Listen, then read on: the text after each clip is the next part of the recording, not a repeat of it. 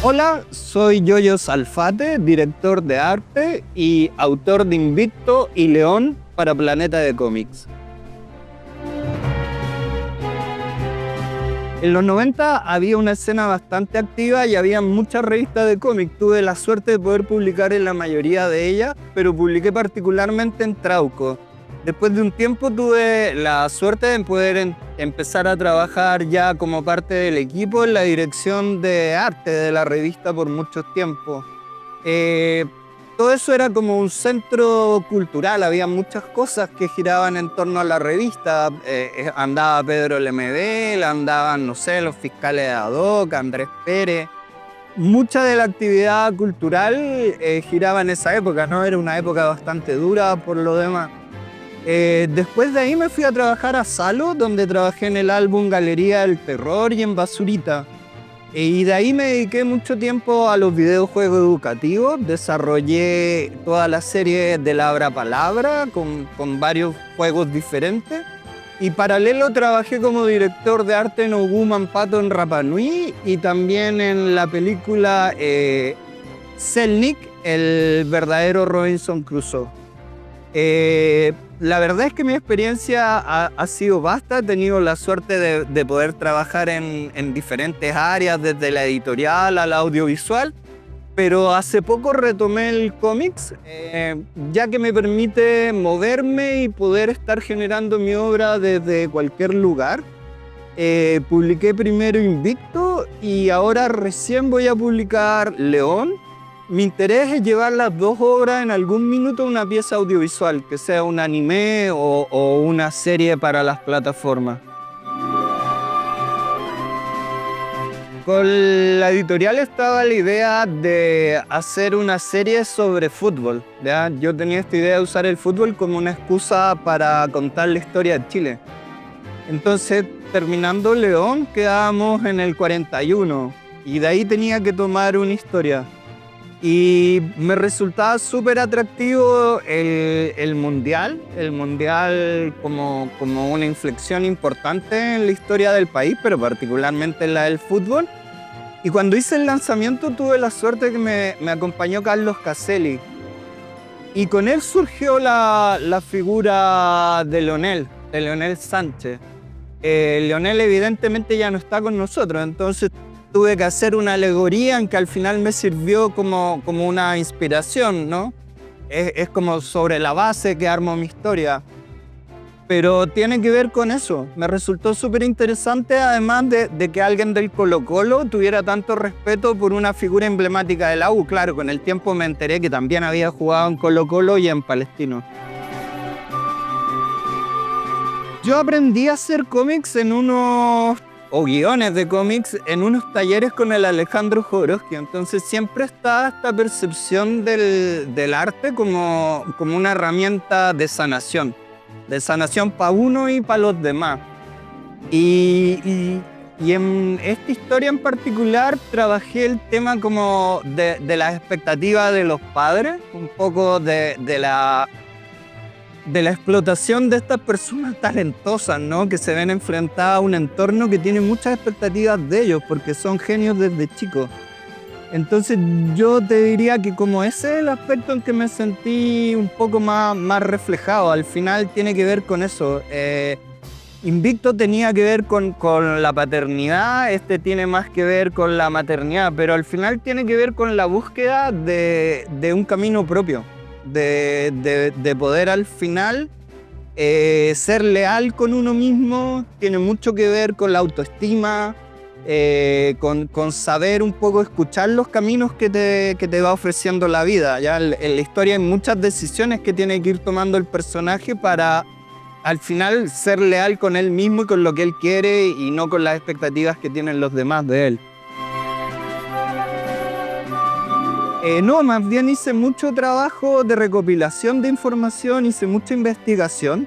A diferencia de Invicto, que solo había material fotográfico y estaban los relatos de mi abuelo, en este caso sí había mucho material audiovisual, material de prensa. Entonces investigué un montón. Pero no si bien hay como un respeto por la estructura histórica, no era tanta la información que podía tener sobre el personaje, entonces lo usé más bien como un pivote para desarrollar la historia. La historia tiene que ver con la modernidad, con este primer impacto de Chile frente al mundo y como con esta noción un poco falsa de progreso, ¿no? Esta idea de que la modernidad estaba llena de posibilidades que con el tiempo se demostró que no eran tantas. Es la época en que empieza la televisión, empieza el consumo, entran, no sé, las bebidas azucaradas, el rock and roll, un estilo de vida americano, ¿no? Entonces eso evidentemente impactó muy fuerte el país en la época de la nueva ola, pero por contraparte estaba Violeta Parra haciendo su carrera, habían una serie de luchas sociales. Entonces, al igual que la mayoría de la historia de Chile, es una época interesante de transformación. En este caso, una investigación histórica. Yo soy diseñador teatral, entonces trato de ser fiel a la época. Creo que de hecho el valor patrimonial de la obra y el valor documental es ese, es darle vida a un Chile en los años 50, en los años 60, en la época de los Ramblers, del rock and roll, y particularmente del proyecto de renovación, que es súper interesante, ¿no? Está presente en la idea del Ballet Azul, pero también está muy presente en el proyecto de la selección, ¿no? De transformarse, de profesionalizarse. Y a mí en lo personal lo más interesante es la época del rock and roll, ¿no? El rock and roll y todo lo que implica tiene un impacto cultural y estético súper fuerte. Al mismo tiempo, un mundo que me encanta, adoro el diseño de esa época, está muy presente porque fue como la época en que se construyó el centro de Santiago. Entonces está presente en el Estadio Nacional, en la piscina de la Universidad de Chile, en todo el casco histórico, ¿no? Y al mismo tiempo empezaba a migrar la población urbana, entonces una mezcla de autos de la Cirroneta, por ejemplo, que llega, pero todavía existían los carros tirados por personas, o sea, eran dos mundos que se estaban enfrentando. Entonces el recrear ese mundo era una de las cosas que me parecía más atractivo, ¿no? Rescatar también lo que no es propio, hay toda una parte que dibujo, por ejemplo, en torno al Parque Metropolitano, al Cerro, la Virgen, el comer huesillo, ¿cachai? Un montón de experiencias que yo creo que todos los que habitamos esa ciudad alguna vez tuvimos. Sí, o sea, a mí la obra me hace sentido como desde lo propio, ¿cachai? No... Me resulta súper ajeno el cómics americano, por ejemplo, el cómics de superhéroes, ¿cachai? Como la hueva industrial. Yo estoy mucho más vinculado con el cómic de autor, entonces de niño para mí era Manpato y los animes japoneses que veía, Tezuka probablemente, ¿cachai? Atom. Había una historia cuando niño que me gustaba mucho, que era Fórmula 1, se llamaba acá, el Icon, ¿cachai? Y eran historias de deporte. Entonces yo creo que las historias que estoy haciendo ahora de alguna forma tienen mucho que ver con eso, con ese periodo de la adolescencia, que al mismo tiempo es el periodo histórico, es como la adolescencia de Chile, ¿no? Cuando empieza a vivir el rock and roll. Antes de eso tú tenías pantalones cortos y te ponías pantalones largos, ¿no? La juventud es como un invento que nace en esa época, un nuevo público, un nuevo consumo y un montón de productos para ellos, Rebelde sin causa, todas estas películas de esa época, ¿no? Y este nuevo estilo musical, esta nueva forma de vestirse, el andar en motoneta, etc. Todo eso genera una forma propia de vivirla, que no es igual en los otros países, ¿no? Un poco lo que pasa con esto cuando veis la visión de lo latino que tienen los gringos, que para nosotros es súper ajena, ¿cachai? No tiene que ver con la experiencia de las bananeras ni de Centroamérica, ¿cachai? Tiene que ver con otra forma de vivir ese periodo que de alguna forma también es colonizador. Entonces ahí me cruzo con Serretuk. Si bien él ha retratado en el metro, en Santiago, todos estos dioramas como con otra época, me parece que es una visión un poco más romántica. yo ando en búsqueda como de lo más verdadero, ¿cachai? No me trato como el discurso patriotero, ¿cachai? Es súper importante en el Mundial la llamada Batalla de Santiago, ¿ya? Pero era el nombre de una protesta que hubo antes, que esa fue la primera Batalla de Santiago, ¿no? Ya habla, por ejemplo, de que los chilenos se sienten muy ofendidos por una publicación que se hace en la prensa italiana. Pero esa publicación al final describía la realidad nomás, que pa los europeos era muy fuerte, ¿no? Era de muchas carencias, ¿cachai? Y acá todo eso estaba como un poco normalizado, ¿no? Y precisamente porque esa época en que se produce toda la migración rural a la ciudad. Entonces se empieza a formar todo un anillo de pobreza alrededor de la misma ciudad, ¿cachai? Que lo podemos seguir viendo hasta el día de hoy.